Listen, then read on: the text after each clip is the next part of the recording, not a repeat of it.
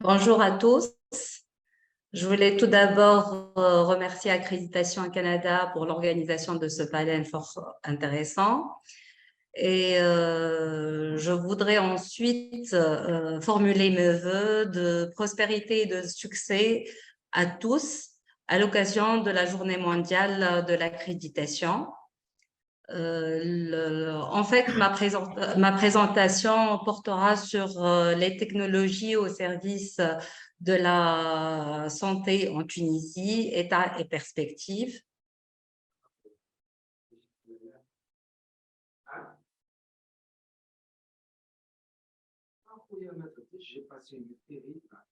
En premier lieu, je voulais mettre l'accent sur l'importance du système d'information dans le système de gouvernance hospitalière. Ce système d'information est le moteur, disons, ou l'assise permettant le fonctionnement des autres composantes, à savoir non seulement le système de financement, mais également le système de gestion. Euh, il permet ainsi l'intelligibilité des systèmes et des données. Le système d'information, il permet à tous les secteurs de véhiculer leurs informations et de communiquer entre eux. Mais il est important aussi de souligner et de rappeler que ce système, il englobe le système informatique. Il est plus large, en fait, que l'informatisation des établissements de santé, puisqu'il englobe et les ressources humaines, celles matérielles et celles immatérielles. Donc, il va servir en fait à piloter le fonctionnement des structures de la santé et des établissements de santé. Il va permettre, ce système d'information, de collecter, de stocker, de traiter, de distribuer les informations. C'est pour ça il permet cette intelligibilité dont on a parlé. La maîtrise, donc, et le bon fonctionnement, le bon déroulement de ce système est primordial pour la sécurité des patients et la qualité des prestations octroyées.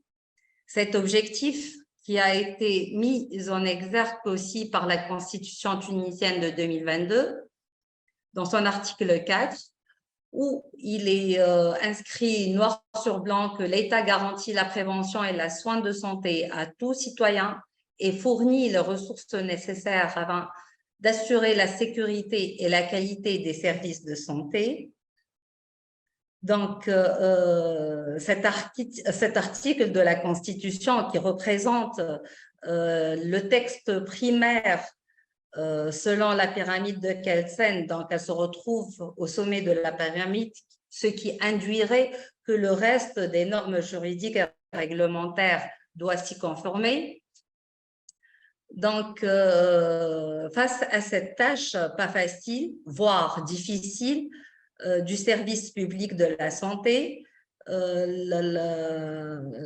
choix est vite fait vers les nouvelles technologies comme outil primordial et comme un moyen nécessaire pour la réalisation des objectifs inscrits dans la Constitution. Donc, la santé numérique va être un outil essentiel pour la mise en œuvre de la performance au sein des établissements de santé. La santé numérique se positionne alors comme axe stratégique. C'est en fait un moyen nécessaire. Et pour pouvoir aller vers l'avant, on va essayer dans un premier lieu de voir l'état des lieux de cette utilisation en Tunisie, ensuite d'essayer d'étaler les enjeux de cette utilisation. Donc, concernant ce qu'on a fait en Tunisie en matière de technologie, disons, orientée et santé, il y a un certain nombre de projets qui ont été mis en place. Ces projets concernent le volet infrastructure comme ils concernent le volet applicatif. En matière d'infra, on va retrouver un certain nombre de projets, non seulement le renforcement du parc informatique, la mise en place des plateformes virtualisées, la mise à niveau des réseaux locaux, mais également et surtout tout ce qui concerne la mise à niveau du réseau national digitalisé ou nouvelle version, ce qui va permettre le déploiement d'un réseau numérique performant. Ce projet concerne en fait 280 sites hospitaliers et a pour objectif le renforcement de l'infrastructure numérique pour préparer les projets de déploiement télécommunications, l'échange sécurisé des données de santé, et cela va permettre d'aller d'une manière sécuritaire et d'échanger d'une façon confiante les données concernant le patient. Ceci étant, je ne peux pas m'empêcher de souligner en tant que chef cabinet du ministère des Technologies de Communication qu'au-delà de ce projet, il y a un certain nombre d'efforts qui étaient déployés par l'État tunisien concernant des projets d'infrastructures parallèles et qui concernent la mise en place d'un certain nombre de projets nationaux, dont celui, par exemple, des zones blanches et du net. Ils s'inscrivent, ces projets-là, dans le cadre de la mise en œuvre de la stratégie nationale de transformation numérique, transformation qui vise à renforcer l'intégration numérique et sociale et à réduire la fracture numérique entre régions et atteindre ainsi le principe d'égalité des chances pour tous via un accès équitable au réseau de télécommunications. Donc, ces projets-là, surtout celui concernant les zones franches, permettrait de connecter certaines zones réparties sur plusieurs gouvernorats, ces zones les plus reculées et mal couvertes du pays, et cela va permettre une extension de la couverture télécom et va permettre un accès plus fluide, surtout pour les zones enculées. Pour ce qui est des applicatifs, il y a l'objectif, comme vous le voyez, est de mettre en place un système d'information hospitalier à travers donc le déploiement d'un certain nombre de systèmes d'information secondaires, celui sur la gestion, celui sur le médical. Il y a aussi le système d'information médico-administratif, celui économique, comme l'a déjà étalé M. Heikel. Un certain nombre de programmes ont aussi vu le jour, comme la numérisation des systèmes d'information de gestion d'administration au sein des établissements de santé, la numérisation de la recette et tout ce qui est facturation ou autre dans les hôpitaux régionaux. Il y a aussi la sécurisation et contrôle de circuit du médicament depuis la pharmacie centrale jusqu'au patient, mais surtout le déploiement du DMI, le dossier médical informatisé dans les structures sanitaires publiques pour l'amélioration des prises en charge. Ce dossier médical informatisé permettra une meilleure maîtrise et une meilleure connaissance historique du dossier du patient, un partage continu et en temps réel des données médicales entre les différents intervenants du parcours et surtout une rationalisation des dépenses en la matière, des dépenses de la santé.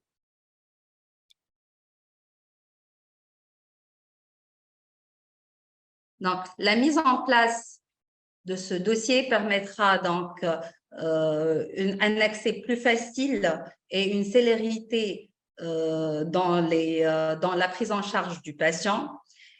Il y a en plus le développement des téléservices, le télé-rendez-vous, les annuaires en ligne, le développement d'approches territoriales de l'e-santé. Et il ne faut pas aussi négliger de parler surtout de l'application IVAX, une application qui a pu être faite à travers l'effort de plusieurs partenaires, plusieurs départements ministériels sur la question. Donc, cette plateforme développée pendant la période Covid et dans la tâche principale est l'inscription à distance dans la campagne de vaccination anti-Covid. À travers cette application, on a pu aussi mettre en place plutôt le passeport vaccinal normalisé, sécurisé et digitalisé. Ces différentes applications permettront l'accélération, auront des avantages et des retombées positives sur le patient et sur le coût de santé en la matière. Maintenant, comment on y est arrivé? Comment on a pu développer tout ça? C'est en fait à travers la LOB, tout ce qui est loi organique du budget. Ces projets sont mis en œuvre par le biais de la budgétisation par objectif, par la programmation avec des objectifs SMART, par la réalisation à travers la contribution des différents acteurs et surtout la mesure de la performance via des indicateurs préalablement fixés. Cette mesure de la performance va pouvoir être faite à travers un certain nombre de documents, à travers la mise en place d'un certain nombre d'indicateurs qu'on pourrait par la suite mesurer. Et je vous ai concocté un certain nombre d'objectifs, par exemple, qui a été inscrit dans le PAP, dans le programme annuel de dépenses de la santé de 2022, où il y a l'étalage d'un certain nombre de projets qu'on avait cités. Donc, il y a l'activation du système de gestion de rendez-vous, la numérisation des laboratoires, la numérisation du dossier médical, et j'en passe. En plus de cela, la concrétisation des différents projets étalés précédemment ne peut se faire qu'à travers la mise en place de certains prérequis normatifs. Ces prérequis sont essentiellement le renforcement de la loi sur les données personnelles.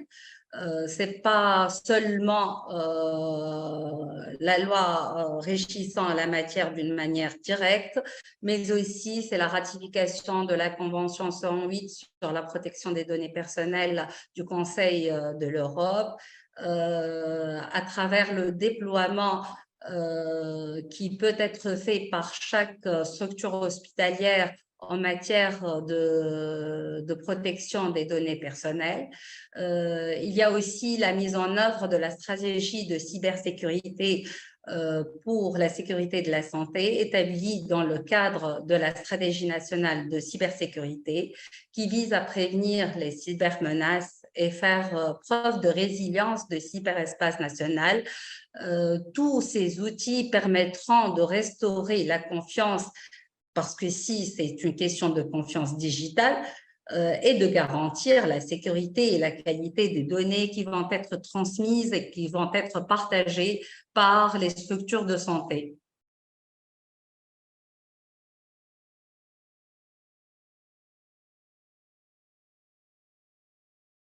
Par prérequis aussi, je tiens à souligner l'importance du renforcement des outils de contrôle et d'évaluation.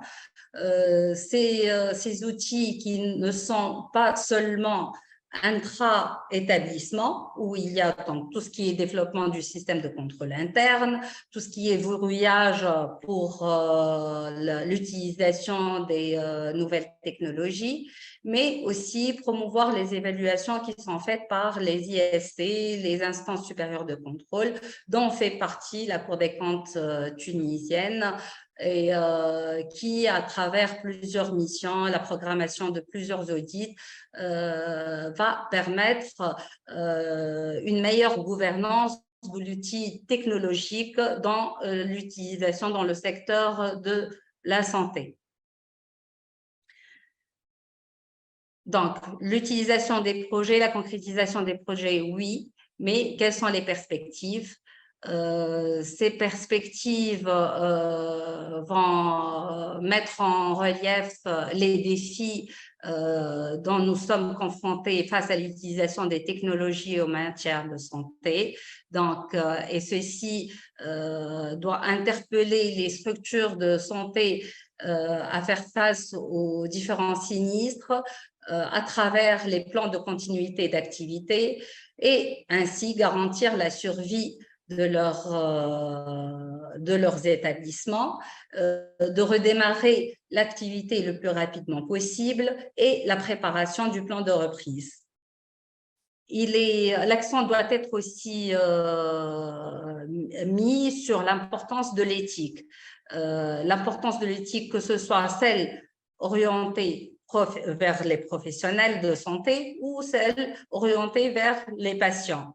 Donc, l'établissement de santé doit repositionner le patient au cœur de l'établissement à travers la mise en place d'une charte éthique, à travers la sensibilisation et à travers un leadership assez renforcé. Je voulais juste, par cette caricature, étaler les défis qui peuvent être soulevés prochainement par l'utilisation des technologies concernant l'éthique. Donc, ici, on voit que le manager va faire face à un certain nombre de robots pour leur expliquer quelle est l'éthique. Et ça va certainement poser plusieurs difficultés, plusieurs obstacles. L'utilisation, c'est-à-dire de ces technologies, va être revue et revisitée et où les philosophes doivent porter leur contribution pour pouvoir résoudre les questions éthiques qui vont être posées. Maintenant, quels sont les enjeux futurs? Ces enjeux ne concernent pas seulement la cybersécurité, mais ils doivent être portés sur la cyberdéfense. Ici, il ne suffit pas pour une maison d'être sécurisée, il ne suffit pas d'avoir tout ce qui concerne un gardiennage ou les caméras de surveillance, etc. Mais il faut savoir comment répondre à l'attaque cybernétique. Il faut qu'il y ait des outils clairs et ne pas céder, par exemple, à la panique ou aux possibilités d'arnaque par les cyberattaquants. Il y a aussi la question comme enjeu d'intégration des données entre les différents intervenants. Le secteur de la santé regorge de parties prenantes, donc on trouve tout ce qui est financement de la sécurité avec sécurité sociale, et on va retrouver les prestataires de services, le secteur pharmaceutique, et tout l'enjeu est comment intégrer ces données d'une façon sécuritaire et sans faire étalage de la vie privée des patients. Comme enjeu aussi, on va retrouver l'utilisation de l'IA et tout ce qui va impliquer cette nouvelle technologie comme défi, comme effet sur l'emploi de la santé. Donc, la question va se poser vers les méthodes anticipatives, comment évaluer ces effets de déploiement de l'IA, comment on doit réagir. Et c'est pour cela qu'il est urgent dès maintenant d'adopter des stratégies en la matière. Donc, juste pour finir, j'ai opté pour terminer cette phrase. On dit toujours qu'on n'arrête pas le progrès, mais il faut, à mon avis, il faut l'humaniser. Et je vous laisse choisir le complément de phrase que vous choisissez, que vous optez, c'est-à-dire on pourrait dire le maîtriser, on pourrait axer sur la maîtrise du progrès ou encore sur le canaliser peut-être. Moi, j'ai choisi le côté humain, c'est pour mettre l'accent sur désormais le rôle, l'émission ou l'objectif final de l'accréditation ou l'objectif final des technologies, c'est surtout la promotion de l'être humain, sa santé, qui est primordialement l'objectif de cette démarche qualité. Et merci.